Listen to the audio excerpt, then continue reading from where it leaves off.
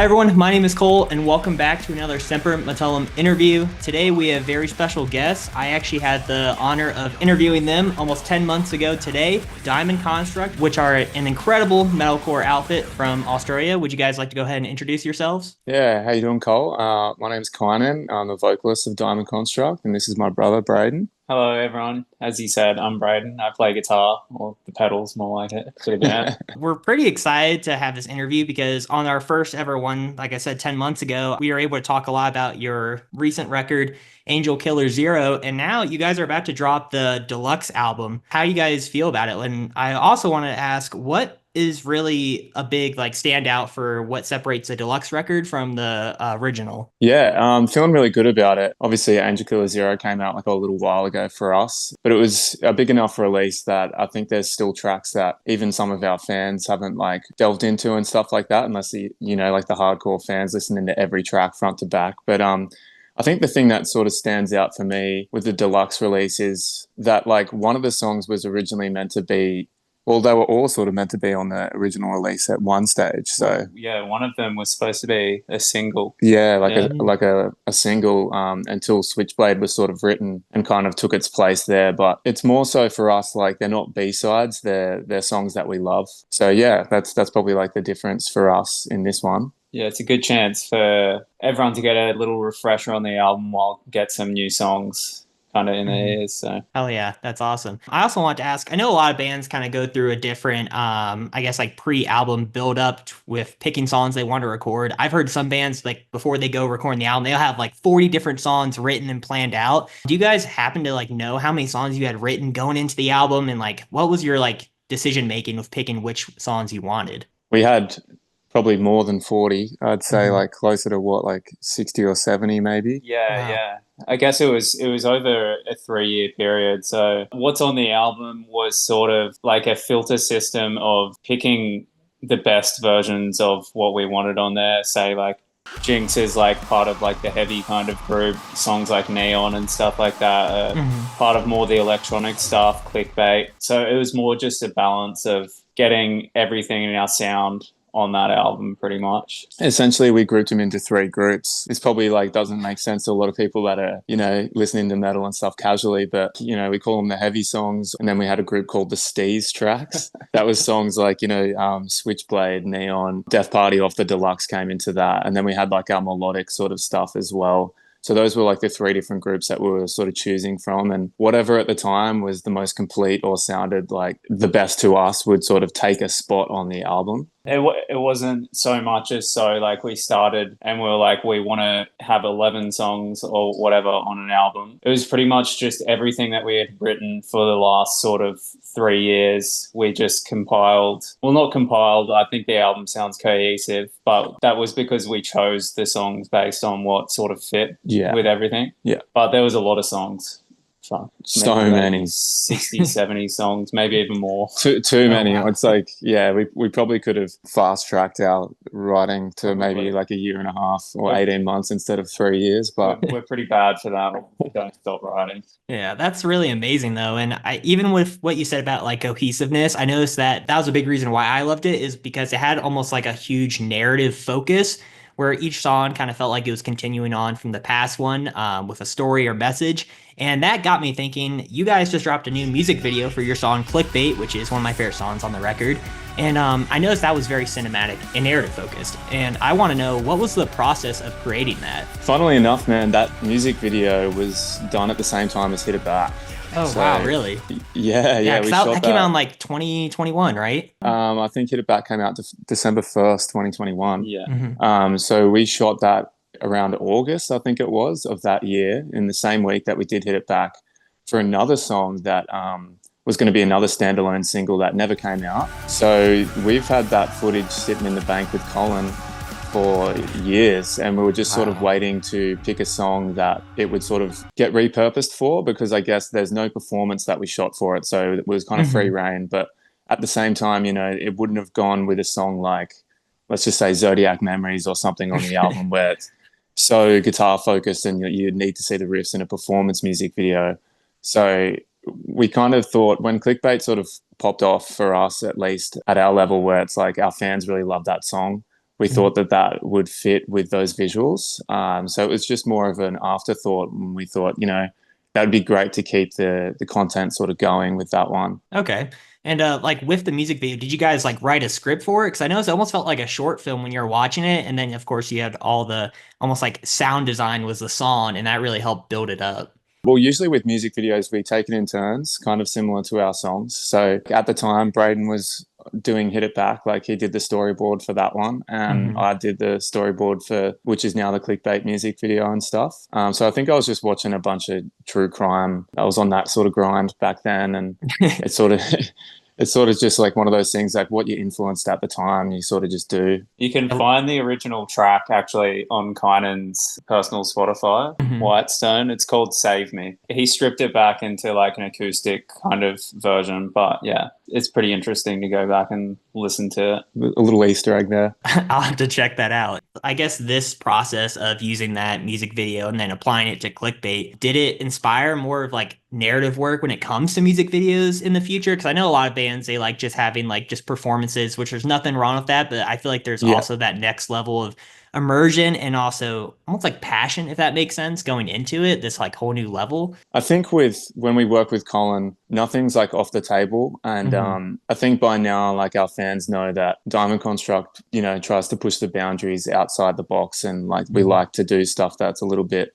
left of field. So I think they can sort of expect anything. We'd love to keep doing some different stuff like narrative videos and things like that. But I think that with AKZ, the 3 music videos that were for the main release, they sort of fit very in the same field. You got that street sort of value. The cars sort of make a comeback and things like that. So we tried to keep those like as cohesive as possible, but it's good that we've got something different for the visuals as well in clickbait, because it just throws a spanner in the works or just something different for people to sort of watch. So yeah, it just sort of depends. In going forward, we would just do whatever like feels right. And of course you want stuff that will fit your branding, which you guys are masters at. I always love all the teasers and just like kind of hype videos like for reels that you guys post. They're always very and exceptionally well done. Oh, cheers. Yeah, we only got into the reels game not that long ago, actually. Hey, when we bought the lights. Yeah, I would like to do another narrative piece. We've never really thought about that. That was kind of like a standalone thing where Kynan was really wanting to do that. But I guess more of the music videos we usually do are just like visual overstimulation with just a bunch of stuff going on. So I don't know. We'll just pick some songs and see what fits with what. I love like whenever we talk about like doing those like hectic music videos like Switchblade or whatever, we always tell Colin it's always about the transitions. We're like, we don't want a single stable shot. Like no cuts, just like crazy effects. I definitely see that. And I've been getting heavily into like filmmaking this last year. So that's why when I saw clickbait, I immediately like had this almost connection with it, because I saw all the hard work and depth when it went to the lighting, the cuts, the framing of stuff. It really hit me. So I hope you guys know that your hard work did not go unnoticed. Yeah, cool. So, thanks, man. If we do it again, I think I'm going to have to get some acting lessons, to be honest. Same. Awful. Hey, sometimes like a little camp goes a long way, add some humor. But with Diamond Construct, I think my favorite part about you guys is that you just have such a unique sound. It might not be for everyone, but it's also a sound that no one else is mimicking, which I think is incredible when it comes to the pedals, when it comes to those very like ambient choruses. Like I listen to Faded. Every time I listen to it, I have to replay it 2 or 3 times because that chorus is that good. And that makes me want to ask you guys, how was Diamond Construct, I guess so far, pioneered its current sound from where you guys started on your creative journey? Do you want to start with this one? I guess, yeah. Like if you go back to our older albums, even our first like releases, it was definitely like a lot about the guitars and like sort of creating something unique through that. And even on the self-titled album, there is some really interesting sort of guitar work going on and stuff like that. But I guess it came to a point where we started focusing more on the vocals as like sort of representing the songs. And we were listening to a lot of, I don't know, like trap and EDM at the time before we did like the DTX2 sound. I guess we sort of stumbled a upon it. Like really, when we did that Mhm. EP, it was just combining a lot of like the unique elements that we had been building in the band for years. And I kind of see like, you know, DCX2 was like the first sort of building blocks from that. And we just, once we hit that, it was like, oh shit. And we kind of just never turned back. And Mhm. it kept getting weirder. And I don't know, I feel like when you get to that point, it's almost like you've found your own sound where Mhm. it's starting to feel like, okay, I've got all these things that used to sound like I was ripping off bands and stuff like that. But when you keep like honing in and combining all those sounds together, I Mhm. feel like that's where you sort of got your own niche in what you're doing. And we just kept pushing that over and over and recreating it. And just like I was saying before, we have like 60, 70 songs at any given point, and it's just continuously like going back to the drawing board, trying to improve on Yeah. those kind of things. I think as well, like just adding to that, it was when Psychosis sort of dropped from DCX2 and it sort of went well for us because at the time we were backing ourselves to drop that and we're, you know, obviously some people would be a bit scared to drop something that sounds like that when, you know, originally they're like the gent band or whatever. It sort of gave us license to keep working and improving our sound. That really made us feel good that people were getting around that song. And then I feel like now we've really honed that sound because we still obviously want Diamond Construct to be accessible, like, but we Mhm. want them to turn on the song, love the song, and be like, "This is Diamond Construct. It doesn't really sound like any other band." Yeah, and that's the Yeah, perfect like picture I get every time listening to you guys. And like you mentioned, niche is very important, especially in the Australian metal scene where it's so darn competitive and there's already like too many venues or so little, I guess, that you guys can really play at as well. So Yeah. with how many yeah. bands there are, especially, it's must be pretty intense. Oh, yeah, it is. Very competitive. I think we spoke about it last time. Hmm. Just not enough tours to go around for everybody. And there's a lot of great bands here in Australia, like as you know. Hmm. So I think with our sound though, we're starting to see that we don't really fit like any one genre, but we sort of fit a lot. Like we're very Yeah. broad. So like, you know, on Hmm. Tuesday we're playing with Baby Metal. You know, a couple of weeks ago we got off tour with Wind Waker, which are predominantly like a melodic band. So Yeah. and then, you know, like you might play sometime down the track with just like a straight up metalcore band that's like heavy and shit. So like I Hmm. think we just sort of fit a lot of bills, which is kind of nice for us. Yeah. I think related to the new album, there was a little bit of going back to like the early days of the band because I think with when we did like Hit It Back, it's like one of our most popular songs now. But I think Hmm. at the time we got like a lot of people being like, "What the hell is this shit?" Like Yeah. that was us going 100% in another direction. Just and Yeah. then we were like, "Oh, okay. Like maybe let's just like revisit some of the elements from like the album and some of the heavier stuff." So Hmm.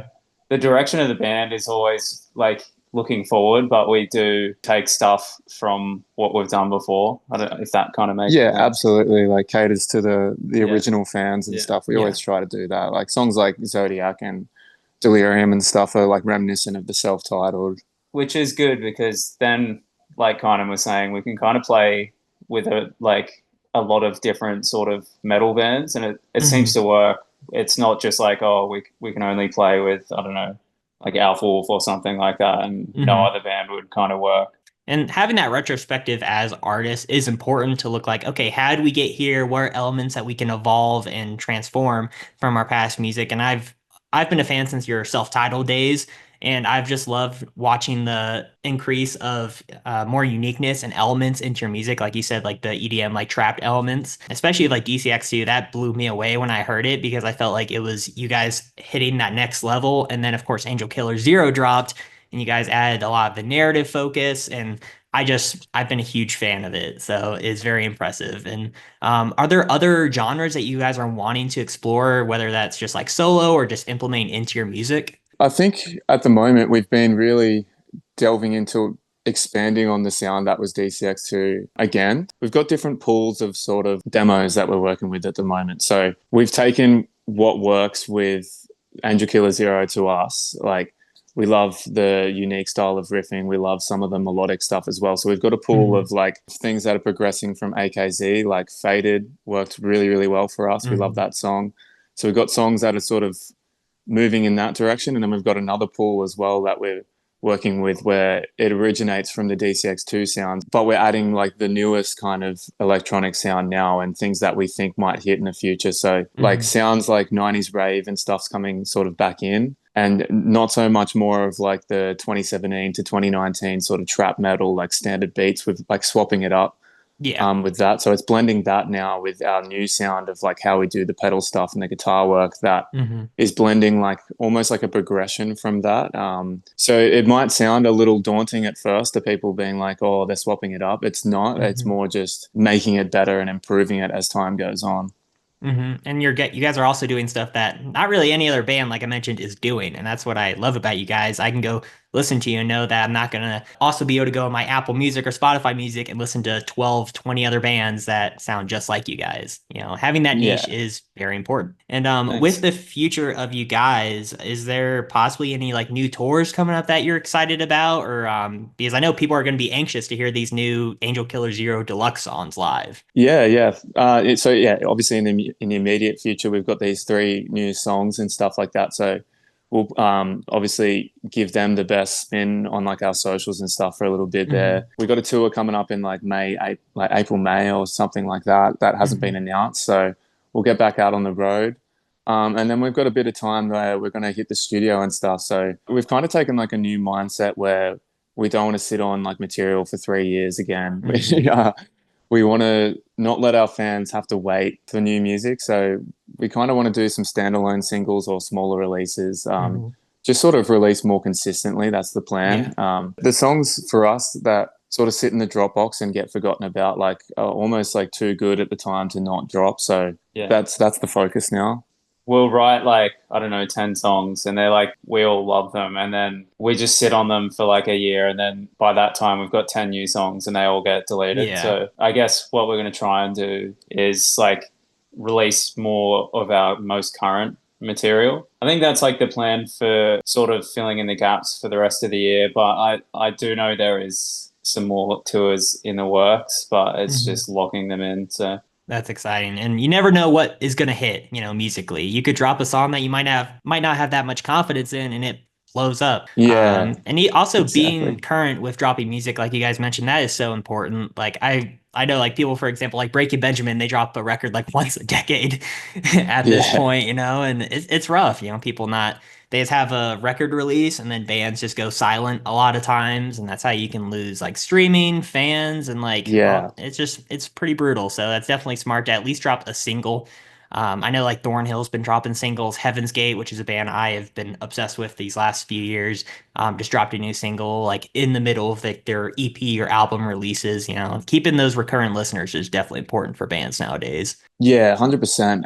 I think it sort of comes from like the world of pop music as well, where they'll do albums and stuff every year and a half, 2 years, but it's their singles more likely that are going to blow up because, like you said, you never know what's going to hit. So if you're dropping more content and like making sure everything bangs on your end, you're basically throwing out more bait for people to catch on to. And I think that that's something that we've never really focused on too much because we've always been so on the art. You know, we want everything to be perfect and we want everything to sound cohesive and like for a big project and all the rest of it. But you can get a whole album's worth of reach and fans off one single if it goes big enough. So we've got to sort of think about sometimes like turn your brain to 2025 mode. People are dropping more consistently and algorithms and Spotify listeners and all of that sort of stuff. So I think sometimes we just look to our favorite bands like in the 90s and stuff, and it was all about doing like the big album, and we still love that. But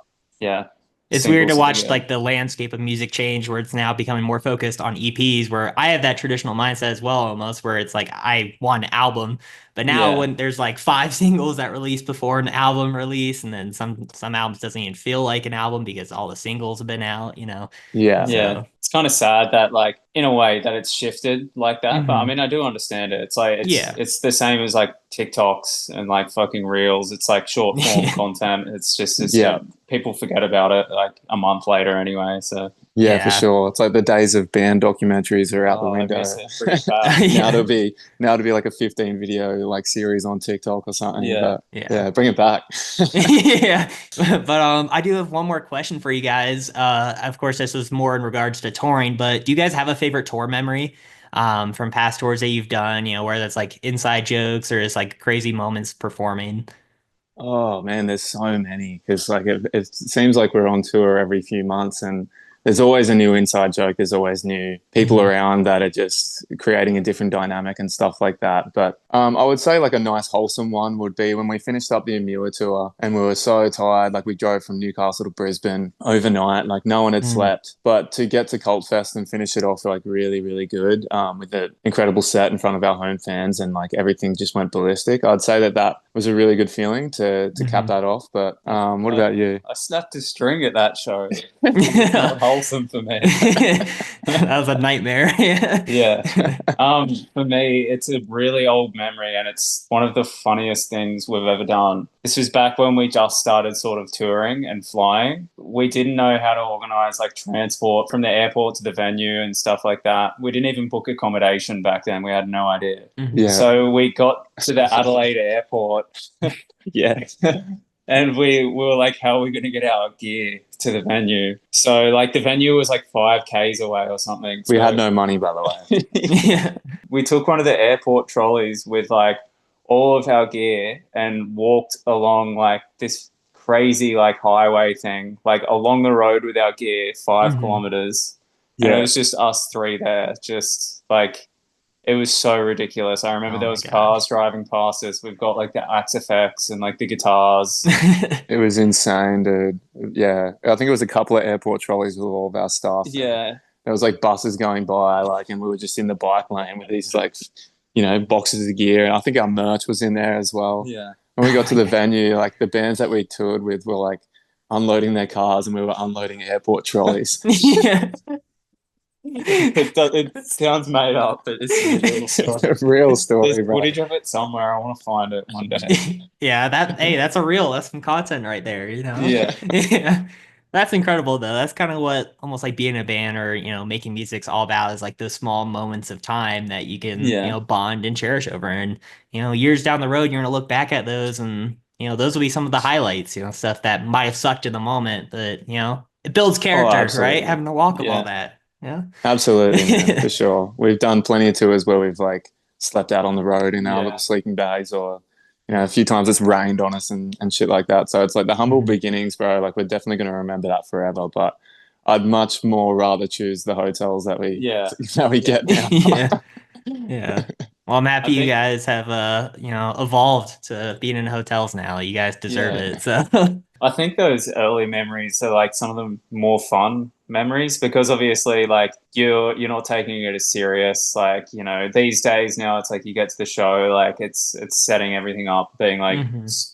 as professional as we can be about it, which Yeah. we still love because the shows are so good now. But I mean some of those early ones you look back and you're like, how did anyone book us as a band back then? Because we were so loose with what we were doing, but very fun. Well, I'd love to see like your guys' journey musically, and I'm happy to see that there's more music on the way, more tours, everything. Is there anything you guys want to like say to people that are watching about like Diamond Construct music? You name it, socials. For sure. Obviously, our main platform is Instagram and stuff like that, but we do have a merch store, diamondconstruct.co. That's probably the best way to support us right now is Hmm. to, pick up a CD, pick up a hat or something like that. We've obviously got our pre-orders out for both Pale Chord, which is our US label, and Grayscale, Hmm. our Oz label for Angel Killer Zero Deluxe. So grab a vinyl or a t-shirt or something like that. So the best way you can do support this band is literally to buy some merch at this stage so we can keep doing new music, keep going out back on the road and stuff like that. A $50 t-shirt is like a fifth of a flight for one person in this band. So that would be massive help and hope to see everyone at a show, obviously. Awesome. And guys, don't forget, Diamond Construct's new deluxe version of their record Angel Killer Zero drops March 21st. So make sure to stream it a million times like I will. Thank you guys, for joining me. I'm excited for this record and I'm very grateful I was able to interview you guys again and hopefully there'll be another one in the future. So Yeah, absolutely, man. It's always good to chat. So thank you for your time. thank you guys for watching.